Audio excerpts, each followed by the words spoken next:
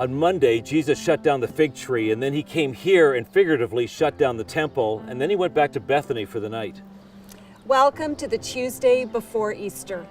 Jesus probably woke up that morning to the crowing of a rooster or the barking of a dog.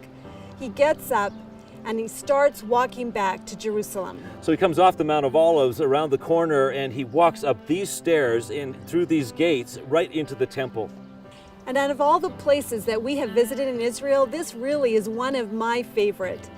You know, we can be assured that Jesus walked up these steps. So as he gets to the top of the stairs, the religious leaders begin to attack him. Now they know they can't physically arrest him in the temple courts, so they began to ask these really difficult questions. These are like religious powder keg questions that are like a bomb, so tricky to defuse. They're trying to stump him. The Jewish people had 613 laws that they were to abide by. This religious leader comes and says, which one is the greatest? And Jesus profoundly and poignantly says, there's just two. Love the Lord your God with all of your heart, all your soul, all your mind, all your strength. And then he says the next one is equally important. Love each other. And sometimes I have to ask myself, am I really fulfilling those commandments well? Do I love people when I've been hurt? Do I love people when I feel rejected or ignored? Those are really hard places to be. But Jesus says, love your neighbor as yourself. You know, we don't have time to go into all of the answers to the questions that the religious leaders were asking that day. But we do know this, that each answer infuriated them.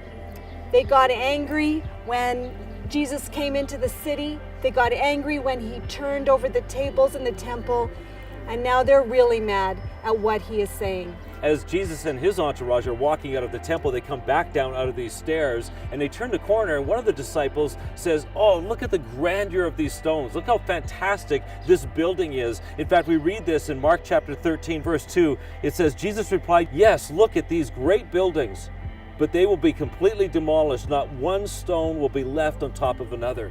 So now they get really curious. They're walking back to the Mount of Olives, and they begin to ask, Master, when is this going to happen? When are all these things that you're telling us going to happen? And he begins to teach them when this is going to happen. And then later on in verse 13, he says this, and everyone will hate you because you're my followers, but the one who endures to the end will be saved. Really, that's a message that he was trying to get across. You need to endure to the end. He's taking a stand against the world. He's taking a stand against religiosity. He's taking a stand against just sort of this hollow ritual that the people were going through. He's taking a stand every day in this week through all the way to the cross. And now he's saying, listen, you need to take a stand too. You know, this Good Friday, Easter thing, it's not just something that Jesus did for us. It's something he calls us into. He calls us to walk along this road with him and to do the things that he was doing. This is a road that Jesus calls each of us to walk as well.